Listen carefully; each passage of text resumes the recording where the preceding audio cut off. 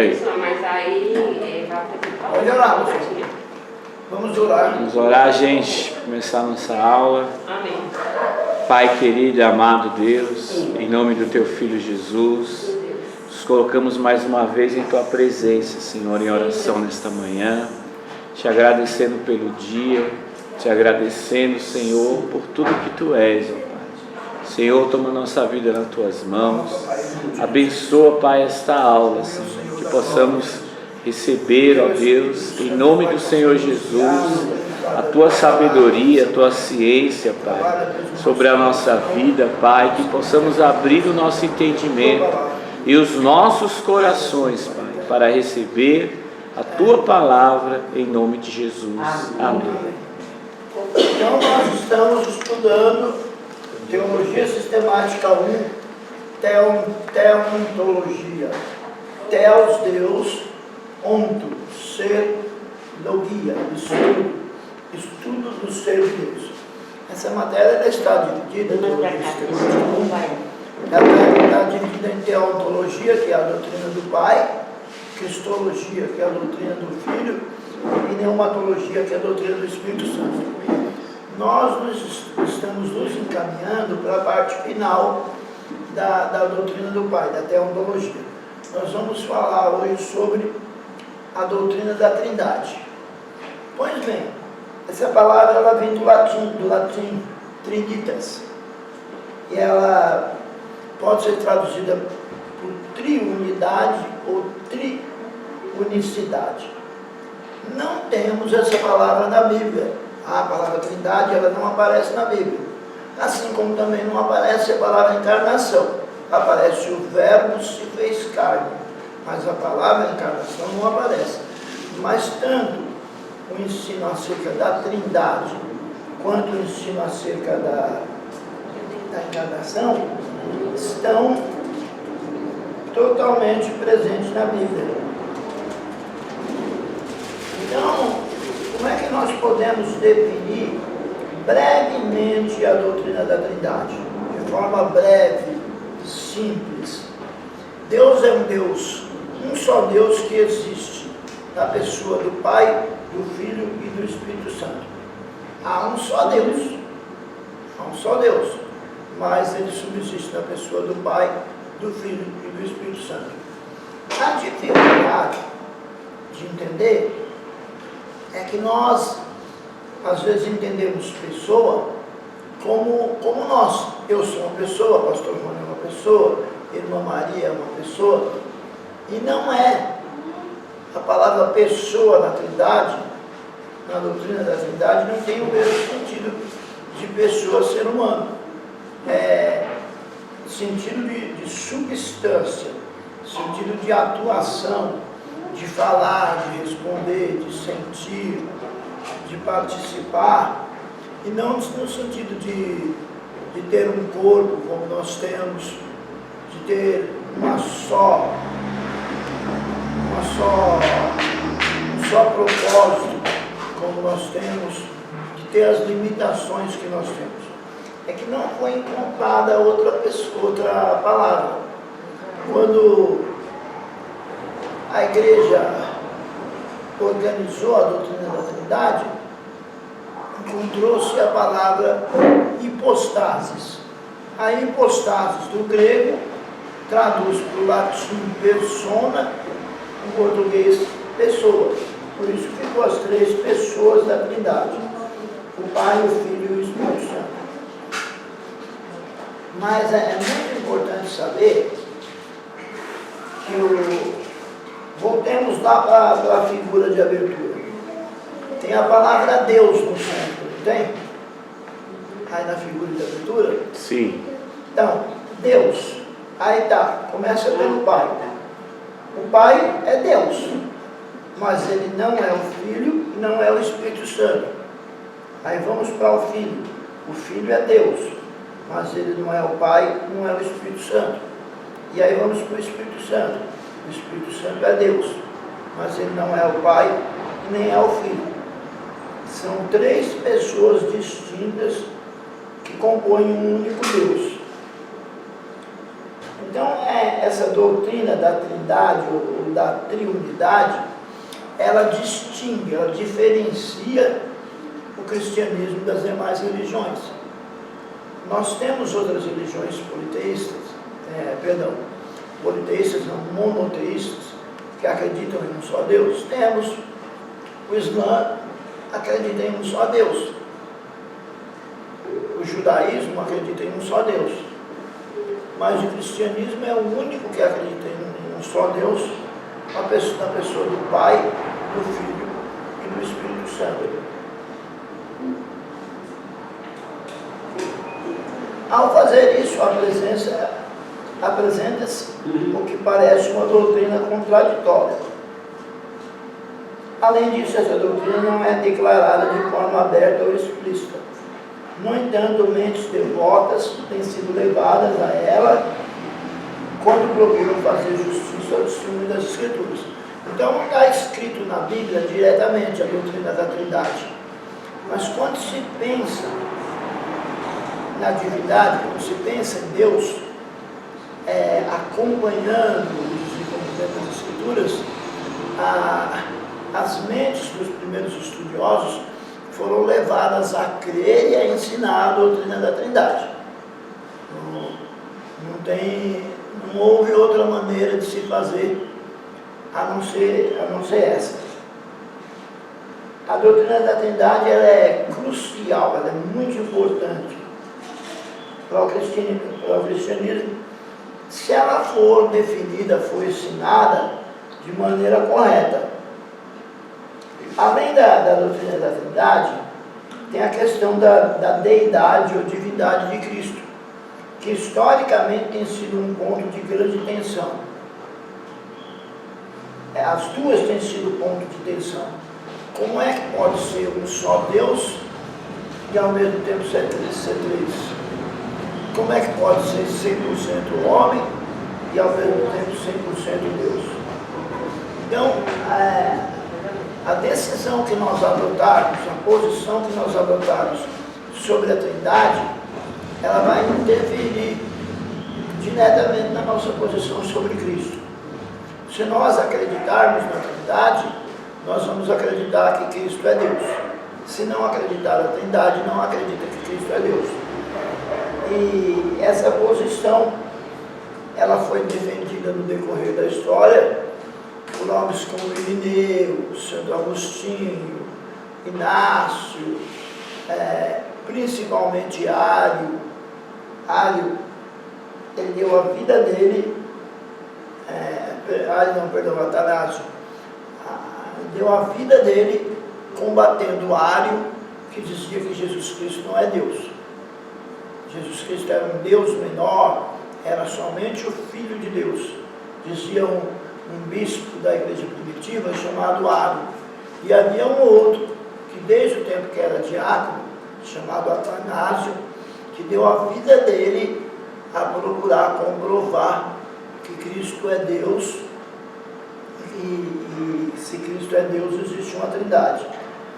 Então esses homens deram as suas vidas para que a doutrina da Trindade fosse consumada.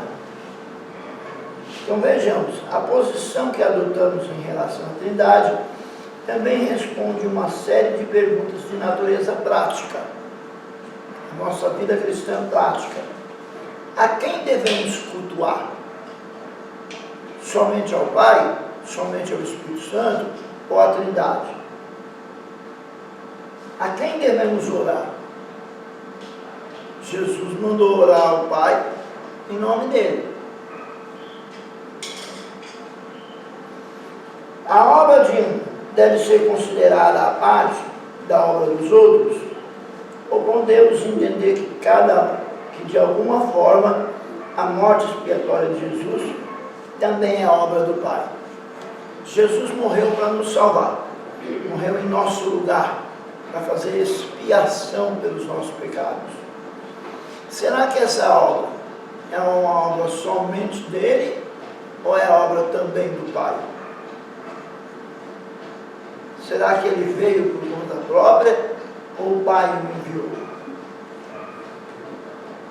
Pode se pensar no filho como equivalente ao pai em essência, ou ele deve ser relegado a um status ligeiramente menor. Por incrível que pareça, existe até mesmo entre os crentes, as denominações chamadas ortodoxas, né, conservadoras, crentes que acreditam que o pai é maior do que o filho. Pega aquelas passagens em que Jesus ora ao pai e consideram o pai maior do que o filho. Aí fica assim, quer ver?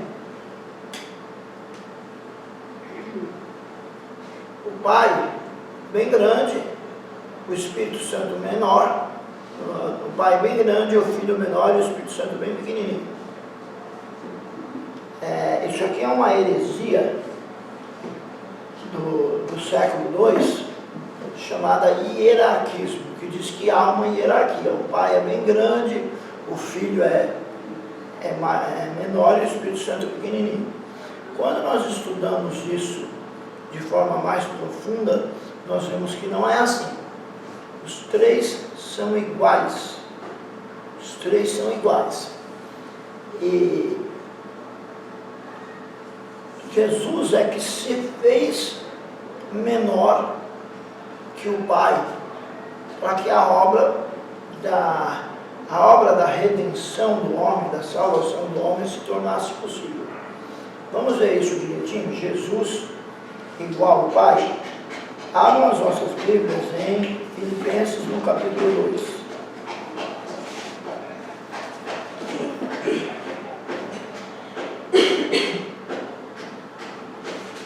Filipenses capítulo 2.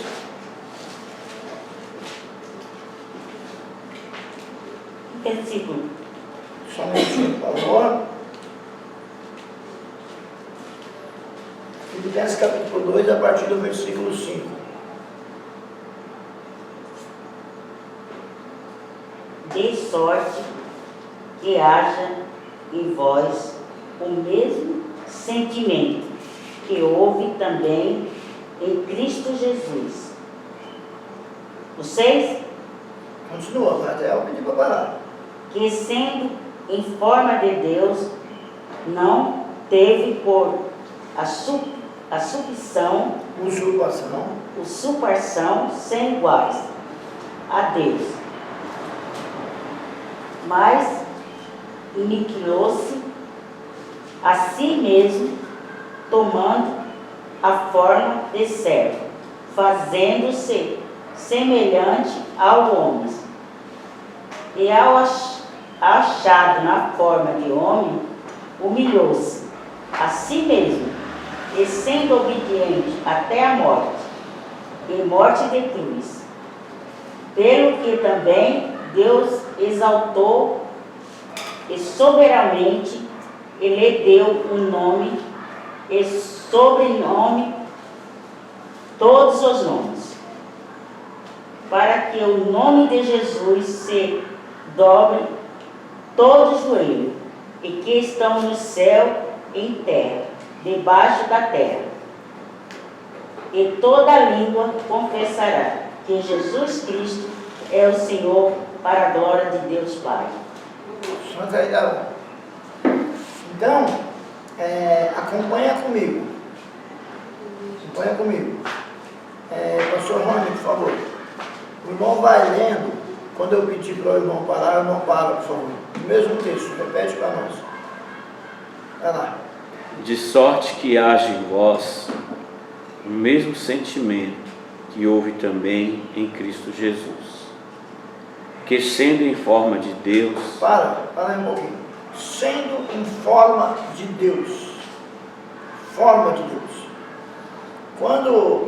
Quando chega aí, no texto grego, a expressão forma de Deus é morfeteon, forma de Deus. Essa forma aí, ela diz respeito à essência. Tendo a mesma essência que Deus, não teve por usurpação. Sendo em forma de Deus, o irmão falou aí? Continua. Não teve por usurpação ser igual a Deus.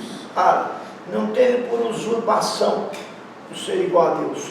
Não quis tomar o lugar dele. Sendo igual a ele, não quis tomar o lugar dele. Sendo em forma de Deus, não teve por usurpação o ser igual a Deus. Então, gente, é muito importante considerar a língua em que o texto foi escrito.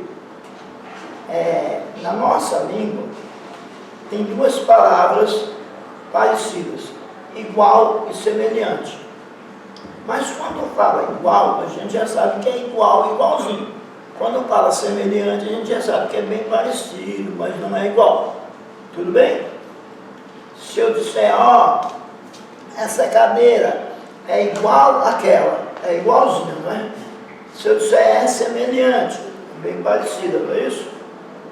Pois no grego também é assim. Tem a palavra igual, igualzinho, e tem a palavra igual semelhante. Tá? A palavra que é usada aí, em igual, é a palavra isos, que é igual, igualzinho. Tá? Não tendo por usurpação ser igual a Deus, igualzinho. Ele não é parecido, ele é igualzinho a Deus. Ele não teve por usurpação. Ele não fez igual Satanás, que nem era igual, nem era parecido, e que ser maior do que Deus, que subir acima de Deus. Não, sendo em forma de Deus, ele não teve por usurpação ser igual a Deus. Continua, por favor.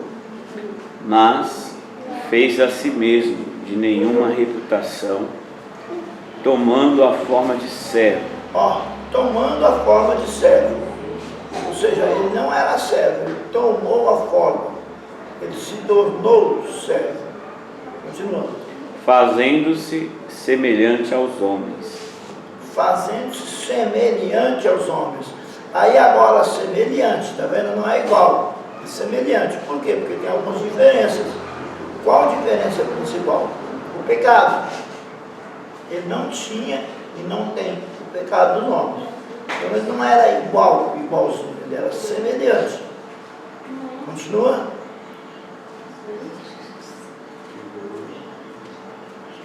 E achando na forma de homem, humilhou-se a si mesmo, sendo obediente até a morte e morte de cruz. Parece que não, mas tem uma diferença tremenda. Sendo hoje, sendo amanhã, sendo depois. Igual a Deus. Ele sempre foi e sempre será igual a Deus. Agora, forma de homem, houve um momento em que ele foi achado em forma de homem. Ele tomou a forma de homem, que é o momento da encarnação, quando o Verbo se fez carne. Então ele sempre foi Deus e passou a ser homem. Pois não. Continua falando. Por isso também Deus o exaltou soberanamente e lhe deu um nome que é sobre todo o nome, para que ao nome de Jesus se dobre todo o joelho dos que estão nos céus e na terra e debaixo da terra, e toda a língua confesse que Jesus Cristo é o Senhor, para a glória de Deus Pai. Amém. Então veja bem, ele sempre foi Deus, igual a Deus, e houve um momento em que ele se tornou homem. E quando ele se tornou homem, ele executou a obra da redenção, morreu em nosso lugar, e tendo ele morrido em nosso lugar, Deus o Pai o exaltou, deu a ele um nome que é sobre todo o nome, para que o nome dele se dobre todo o joelho. Então, ele é Deus na essência, ele é igual ao Pai na essência. Na condição foi que ele se tornou homem. Ele assumiu, ele assumiu condição de homem. Ele assumiu a condição. Ele passou a ser homem depois, embora já estivesse nos planos de Deus que ele viesse a encarnar. Os planos de Deus já estava tudo pronto. Mas há um momento na história em que ele se torna homem. Então ele é igual a Deus. Ele é tão Deus quanto o Pai. Ele não é um Deus menor. mas ele se fez menor para que as coisas pudessem funcionar. Por exemplo, lê para nós Efésios capítulo 5. Efésios capítulo 5. Vamos lá, minha gente. Efésios capítulo 5, versículo 24. De sorte que assim como a igreja está sujeita a Cristo, assim também as mulheres sejam em tudo sujeitas aos seus maridos. Isso é o 24. É o 24. Agora é o 25. Vós, maridos, amais vossas mulheres, como também Cristo amou a igreja, e a si mesmo se entregou por ela. Então veja bem. Repete o 24. Esse é forte, né? De sorte que, assim como a igreja está sujeita a Cristo, assim também as mulheres sejam em tudo sujeitas a seus maridos. Então, esse texto aí, É muito forte, né? só que o 25 é mais forte ainda, né? Perfeito, Jesus, obrigado. Vê? Segura essa aí, irmão Cláudio. Ora, acertei com os dois. E outra aí, pastor. Até que não, os só- maridos amar a mulher assim como Cristo amou a igreja. E até que E ponto? davam dinheiro para a igreja. Então, essa teoria aí complicou. Vigia, varão, vigia. Um conselho, não brinque com o texto. Brinquemos nós entre nós, uns com os outros. Com o texto, não. Desaconselhável brincar com o texto. Desaconselhável brincar com o texto. Ó, veja bem. Vós, maridos, amai vossas mulheres, assim como Cristo amou a igreja. Até que ponto Cristo amou a igreja? Até o fim. Até o fim, até morrer Até por morrer ela. na cruz, né? Até morrer por ela. Pois é. Já pensou? O irmão Cláudio tendo que ir para a cruz? Então o negócio é sério. Por isso que quando casa fala, até que a morte você separe. Ou carregue a sua cruz, né? Mas É isso, tá certo. o negócio é sério. Mas, professor, dá licença, eu vi um vídeo esses dias que eu fiquei meio bolado. Diz que a mulher morreu e o marido ficou solteiro. E aí o que acontece? Aí o marido foi e morreu também, né? Aí chegou lá e se encontrou com a mulher lá no céu. Chegou lá em cima e se encontrou com a mulher. Falou, meu amor, não, meu amor não. Lá na terra a palavra nos fala que nós temos que viver junto até que a morte nos separa. Nós já morremos, então vai pra lá. Nós já morremos, então pode ficar. Mas o céu, Nós já morremos, você pode ir pra lá. mas o céu acabou a história. Pronto, pronto. Ah, Eu Jesus. estou esperando. É cada uma, viu? Você Eu viu? estou esperando. Eu estou esperando. Então, gente, falando sério agora, é o seguinte. Quando você pega essa palavra aí, diz que é para a mulher ser sujeita ao marido. Mas a mesma palavra diz também que para Deus não há macho e nem fêmea. Então o que está acontecendo? O que está acontecendo é o seguinte: o valor do ser humano, o valor da pessoa, tanto o homem quanto da mulher, é igual. É igual. A mulher não vale menos para Deus do que o homem e nem vice-versa. Mas para que o casamento possa seguir adiante, tem que ter um líder e o líder é o homem.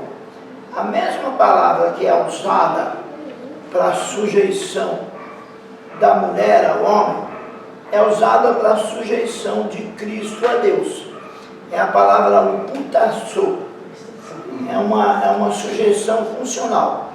Então é o seguinte, tanto o homem quanto a mulher têm o mesmo valor, tanto o patrão como o empregado têm o mesmo valor, mas dentro da empresa, um é o patrão e o outro é o empregado, para que a empresa possa funcionar. Assim é o plano da salvação. Jesus é igual a Deus, mas porque ele quis voluntariamente, ele se fez menor do que Deus para que o plano da salvação pudesse funcionar. Então o que a gente entende? Salvação é posição essencial, na essência, no ser. Deus é igual a Cristo, não é menor em nada. Na condição, ele se fez menor para poder nos salvar. Ele se fez menor.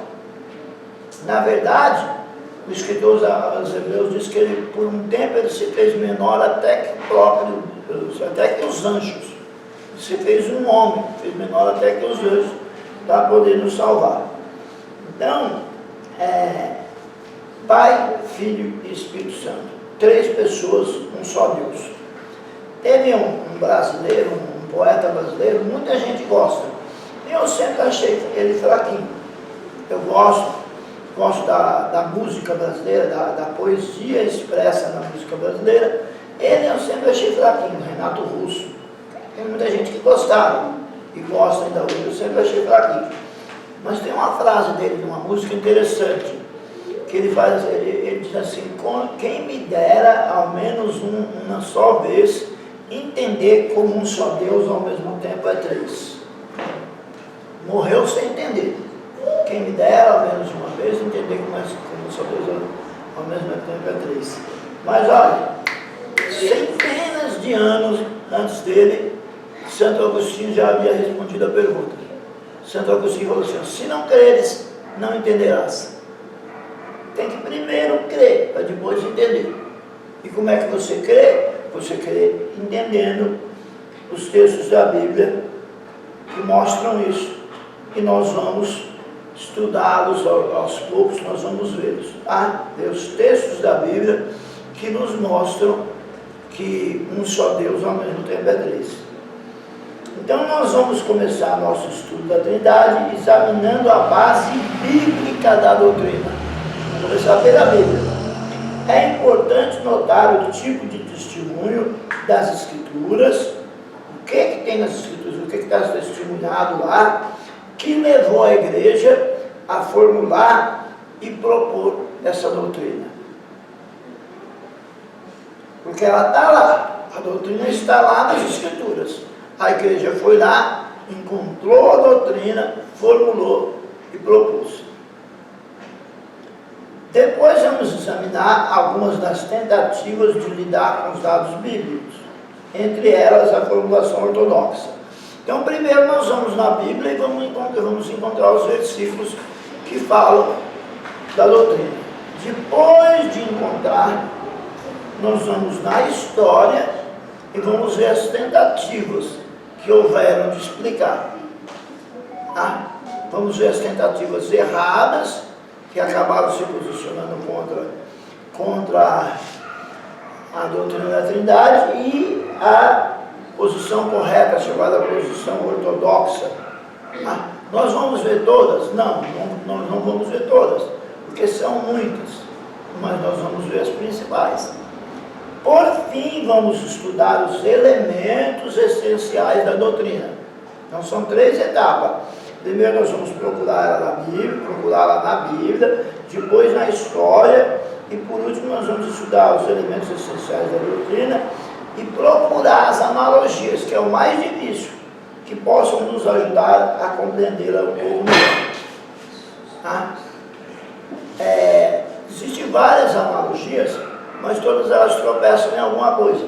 Existe a analogia da água. A mesma água, ela aparece em estado líquido, sólido e gasoso. É uma analogia. O mesmo triângulo tem 3 lados, é uma analogia. Mas todas elas falham em alguma coisa. Então vamos começar a ver as evidências da Trindade no Antigo Testamento. No Antigo Testamento, Deus é um só Deus, que se revela pelos nomes, pelos atributos e pelos atos. Então, o fato de Deus se revelar por vários nomes já mostra a grandeza dele, como nós já estudamos os nomes de Deus. Mesmo assim, o Antigo Testamento lança alguma luz sobre a pluralidade, plural, mais de um, e uma distinção, uma diferença das pessoas na deidade. Então, antes de nós lermos esse versículo que aparece primeiro aqui, eu quero ler a confissão de fé dos judeus. Essa é a confissão de fé dos judeus, a Shema, chamada Shema. Abre para nós Deuteronômio, capítulo 6, versículo 4.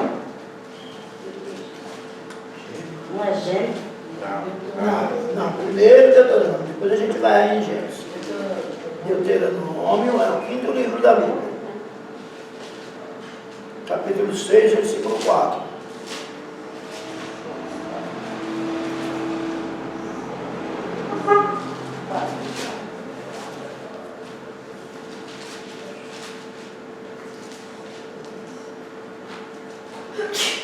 Exige bastante atenção encontrar a Trindade no Antigo Testamento. No Novo ela fica mais clara. No Antigo ela é implícita, ela não é explícita, exige mais concentração de atenção. Tá? Então vamos lá, Deuteronômio capítulo 6, verso 4. Quem encontrou, leia. Ouve Israel, o Senhor nosso Deus. Gente, peraí. Tem vírgula, tem ponto. Tem que ler respeitando a pontuação, senão dá um outro sentido. Vamos lá. Leia, pastor. Ouça, ó Israel, o Senhor, o nosso Deus, é o único Senhor. Ame o Senhor, o seu Deus, de todo o seu coração. Essa versão não dá aqui. Que versão é essa? Nova versão. Meu Jesus. É o pai do pastor que é profeta. É Amaras, né? Não é. Versão nova é só Jesus na causa. Esse, Vamos lá, na versão santificada. não fica triste comigo não, mas ó, usa Ara, Almeida Revista Corrigida, Almeida Revista Atualizada, Almeida Corrigida Fiel. Como é que isso? Versão nova, para estudo é só Jesus na Como causa. que é que isso aqui está? Vai lá. Ouve, pois, ó Israel. É assim? Vai, vamos lá. E atenta que os Meu Jesus. guardes. Gente, dá essa Bíblia aqui. Deixa eu ler nessa Não, aqui. só para eu ensinar para vocês, Tá. com carinho, como se precisa. Não Ó, tem carinha assim não. olha aqui. Nasceu do Senhor.